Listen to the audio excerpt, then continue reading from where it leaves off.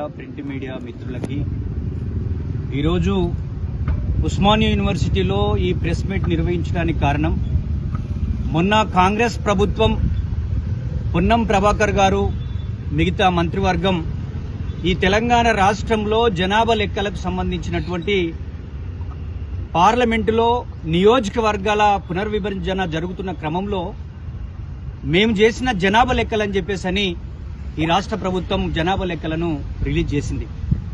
ఈ కాంగ్రెస్ ప్రభుత్వము ఎస్సీల జనాభా లెక్కలని ఇంతవరకు చేయలేదు. 2011 జనాభా లెక్కల ప్రకారం 54 లక్షల ఉన్నటువంటి ఈ తెలంగాణ రాష్ట్రంలో అప్పుడు 2011 లెక్కల ప్రకారమే మొన్న ఎస్సీ వర్గీకరణ చేసినామని 15,27,000 మంది మాల సామాజిక వర్గం సింగిల్ కమ్యూనిటీ ఉందని చెప్పేసి వర్గీకరణ జరుగుతున్నప్పుడు చెప్పారు. ఈరోజు 15 సంవత్సరాలు అయితా ఉంది. ఈ 15 సంవత్సరాలలో మాల సామాజిక వర్గం దాదాపుగా 10 లక్షలు పెరగాల్సింది ఇంకా దాదాపు 50,000 తగ్గిందని అంటే దీని వెనకాల రాజకీయ కుట్ర ఏం జరిగిందని చెప్పేసి ఈ రాష్ట్ర ప్రభుత్వాన్ని అడుగుతా ఉన్నాం. ముఖ్యంగా ముఖ్యమంత్రి రేవంత్ రెడ్డి అయితే మాలలకు వ్యతిరేకంగానే ఉన్నాడనేది మొన్న చేసినటువంటి క్లాసిఫికేషన్ వల్ల అర్థమైంది. మేము ఒకటే చెప్పదలుచుకున్నాం, జనాభా లెక్కలు చేసిన తర్వాత మీరు ప్రకటించి ఉంటే బాగుంటేది. ఈరోజు బీసీలో కూడా 20 లక్షల మంది తగ్గినమని చెప్పేసి మాట్లాడుతూ ఉన్నాం.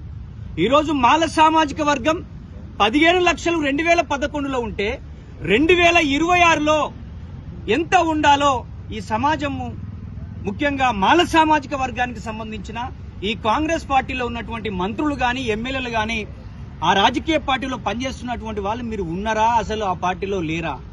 మీరు మాల సామాజిక వర్గానికి ఇంత అన్యాయం జరుగుతూ ఉంటే మీరు మాట్లాడకపోతే మీరు మాల సామాజిక వర్గం యొక్క కుల సర్టిఫికెట్ రద్దు చేసుకోవాలని చెప్పేసి మేము భావిస్తా ఉన్నాం. ఈ రోజు ఉపకులాలుగా ఉన్నటువంటి 26 కులాలను కలుపుకొని కొంత జనాభా ఉన్నదని చెప్పేసి చెప్పిన మీరు ఈ రోజు 15 లక్షలు ఉన్నటువంటి 2011కే 15 లక్షలు ఉంటే ఈ రోజు దాదాపు 25 లక్షలకు పైగా ఉండాల్సినటువంటి అవసరం ఉంటుందని మేమైతే భావిస్తా ఉన్నాం. లెక్కలు తెలిసిన ఎవడైనా ఇదే చెప్తాడని చెప్పేసి గుర్తు చేస్తా ఉన్నాం.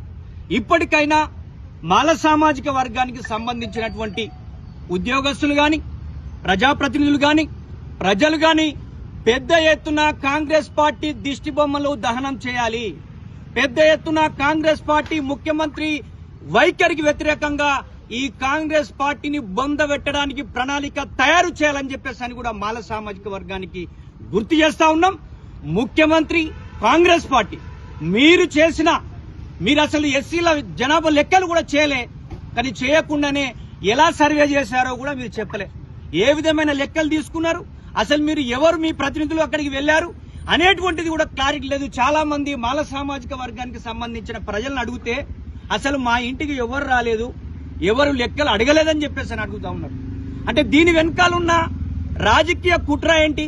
దీని వెనకాలన్న మాలలను రాజకీయంగా, ఆర్థికంగా, సామాజికంగా అణచివేయాలనేటువంటి కుట్రలో భాగంగానే ఈ జనాభాను తక్కువ చేసి చూపించారని చెప్పి మేమైతే భావిస్తా ఉన్నాం.